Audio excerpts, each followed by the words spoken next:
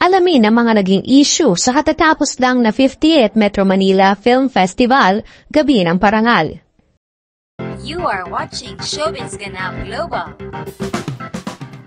Ang ika-50 taon ng Metro Manila Film Festival ay nagmisturang selebrasyon ng dekadekadang kasaysayan ng pelikulang Pilipino. Ngunit tila hindi pa rin ito nakaligtas sa samot-saring kontrobersya. Mula sa issue ng pagsasama di umano kay Eugene Domingo sa tribute ng mga yumaong artista hanggang sa aligasyon ng cooking show at ang hindi pagkakapantay-pantay na distribution ng mga sinehan, narito ang mga pinakamatitinding usapin na bumalot sa katatapos lamang na Gabi ng Parangal. Eugene Domingo, sinama nga ba sa tribute ng mga namayapang artista? Pinag-uusapan ngayon sa social media, lalo na sa X na dating Twitter, ang batikang aktres na si Eugene Domingo. Ito ay matapos umanong maisama ang kanyang pangalan at mukha sa tribute para sa mga di umano'y namayapang showbiz personalities sa 2024 Metro Manila Film Festival, Gabi ng Parangal. Maraming netizens ang hindi makapaniwala sa insidenteng ito, lalo na't dumalo si Eugene sa mismong nasabing okasyon para sa pelikula niyang And the Breadwinner Is, na kabilang sa mga opisyal na kalahok ng MMFF ngayong taon.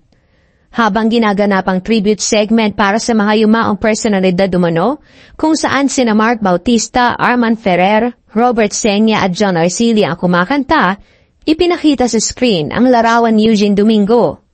Ang eksena ay naganap matapos ipakita ang yumaong aktres na si Sherry Hill, kaya taga ditong napansin ng mga netizens. Ayon sa mga nakapanood, tila hindi maayos ang pagkakahanay ng mga litrato sa tribute segment, kaya naman ang pagsama kay Eugene ay nagdulot ng kalituhan at kontrobersya. Maraming netizens ang hindi natuwa sa pangyayari at itinuring ito bilang isang malaking pagkakamali at kawalang galang sa veteranang aktres. Naglabas naman ng pahayag si Noel Ferrer patungkol sa isyong ito. Nirepost niya ang isang tweet na sinasabing ang bilis daw maniwala ng mga tao sa chop video. Kaya raw maraming naluloko sa fake news kasi ayaw mag-research o manood ng buong video o awards night. Pinaliwanag pa niya na look back lang yon sa 5 dekada ng MMFF at nandun din naman daw si Vilma Santos. Sinabi naman ni Noel Ferrer na sana naman ay ma-appreciate ang galing na mga nag-perform nung gabing iyon. Nilinaw din niya na ang number ni na Arman Ferrer, Mark Bautista, Robert Senya at John Arcilla ay tribute para sa mga MMFF icons sa loob ng 50 taon at hindi ito isang in memoriam. Cooking show allegations. Bukod sa tribute issue, umani rin na kritisismo ang resulta ng parangal na tinawag pa ng ilang netizens na isang cooking show.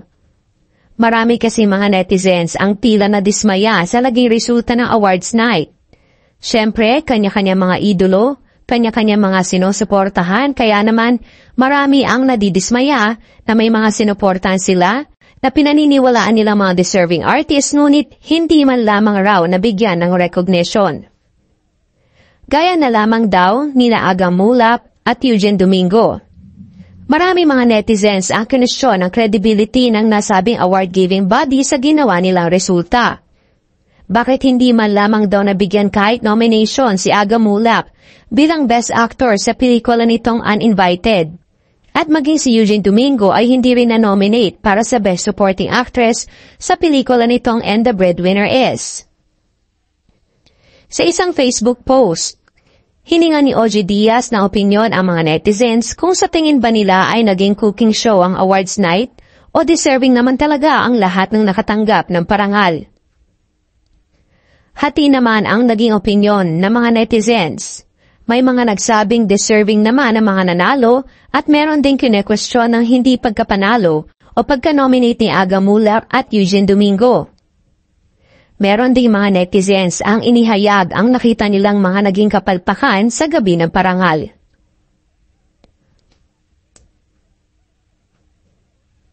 Muli namang naglabas ng statement si Noel Ferrer patungkol sa cooking show issue na naglalabasan. Ayon sa kanya, okay lang kung sumang-ayon o hindi ang mga tao sa mga napiling nanalo. pero hindi raw pwedeng questionin ang integridad ng mga hurado. Simula pa noong 2016, lalo na ngayong ika-50 taon na edisyon, maingat at patas daw ang proseso. Kwento niya, mula 9 a.m. hanggang 4:30 p.m. noong araw na iyon ay todo ang deliberation ng mga hurado bago sila nagdesisyon. Walang leaks at siguradong walang cooking show. Dagdag pa niya, ang jury chair at executive director lang ng MMFF ang nakakaalam ng resulta. Hindi siya at hindi rin ang iba pang miyembro ng Execom ang nakakaalam nito. Final na at patas daw ang naging desisyon at dumaan ito sa tamang proseso. Pagkakaroon ng Pampalubag Awards. Isa si Vice Ganda sa nakatanggap ng awards sa MMFF 2024. Sa kauna-unahang pagkakataon, nanalo ng award si Vice Ganda sa Metro Manila Film Festival at pinarangalan siya ng Special Jury Citation para sa kanyang natatangi pagganap sa pelikulang And the Breadwinner Is. Halata ang pagkagulat sa mukha ni Vice ang tawagin ang pangalan niya ng presenters na sina Dennis Trillo at Lorna Tolentino. Pagtungtong na stage sa Soler Grand Ballroom, hindi pa agad nag-speech si Vice. Sabay inihayag niya na nagtanong pa raw siya sa direktor na si Jun Lana at Costa na si Eugene Domingo kung para saan ba ang award na natanggap niya. Ipinaliwanag niya na hindi niya naiintindihan kung ang Special Jury Citation ay para sa pagiging best dressed o best performance. Sinabi pa niya, baka ito yung award sa mga first runner-up. Yung baka sayang naman ang outfit, pakyatin na natin, sikat naman siya. 4-star value moment. Sa puntong ito, sumingit si Lorna Tolentino at sinabing babasahin nila ni Dennis ang paliwanag sa natanggap na award ni Vice. Dito nabigyan ng linaw na ang natatanging pagganap ni Vice sa pelikula niya ang pinarangalan ng mga hurado ng MMFF 2024. Saka naman nagpasalamat si Vice na direktang sinabi na ito ang unang pagkakataon na nanalo siya ng award sa MMFF gayong maraming beses na siyang bumida sa mga nakaraang film fest. Lubos ang pasasalamat niya sa mga hurado na kinilala ang kanyang pag-arte. Nakatanggap rin ng special award si Seth Fedelin ng My Future You. Pinarangalan siya ng Breakthrough Performance Award.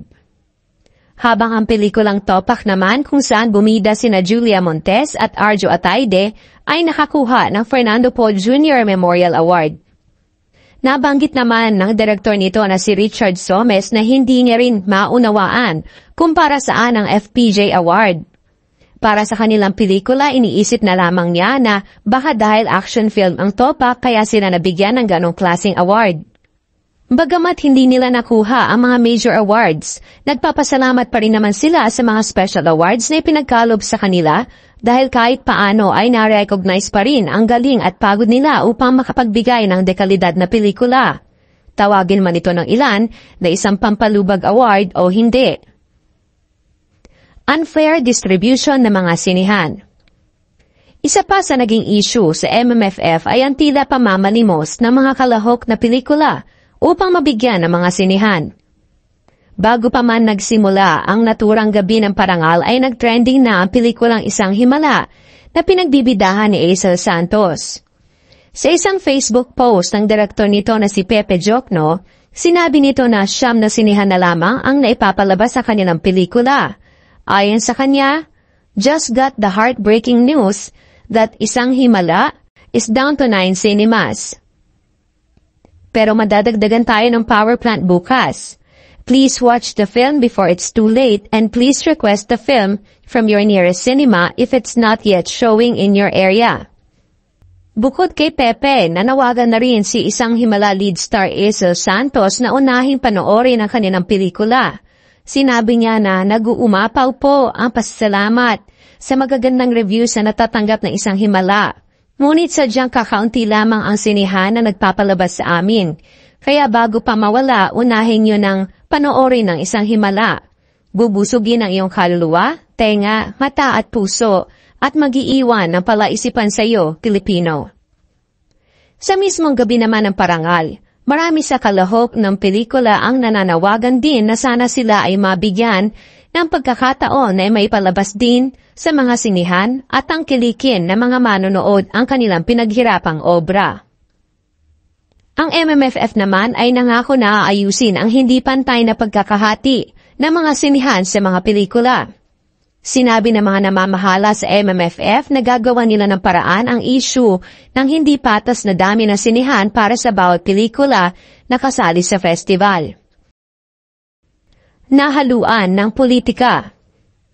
Ang isa pang naging usap-usapan ay ang issue ng paglantad ng mga politiko na wala naman daw kinalaman sa film festival upang maging presenter. Dumalo ang ilang kilalang pangalan sa gobyerno at nagbigay ng suporta sa industriya ng pelikulang Pilipino. Bukod sa pagiging present bilang mga guest, ang iba sa kanila ay naging mga presenter pa ng awards, tulad ni na Senator Francis Tolentino, Senator Bongo, Makati Mayor Abby Binay, Malabon Mayor Jenny Sandoval, at Manila Vice Mayor Yul Servo Nieto. Sa kabila nito, hindi na iwasan ng ilan na tanungin kung kailangan ba talaga nilang maging bahagi ng event o kung ito ay bahagi na pagpapansin para sa mga botante.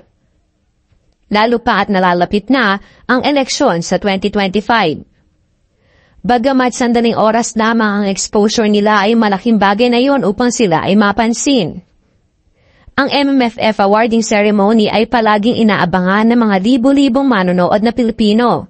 Hindi lang dahil sa parangal, kundi pati na rin sa mga sorpresa sa mga dumadalo. Kaya naman maraming netizens ang nagsasabing ginamit ng mga politiko ang MMFF upang maging opportunity na ma-expose sa publiko. Kayo, anong opinion ninyo sa mga isyong ito?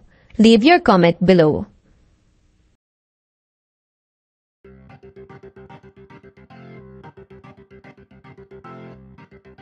Don't forget to subscribe and click the notification bell for more Showbiz Ganap global updates.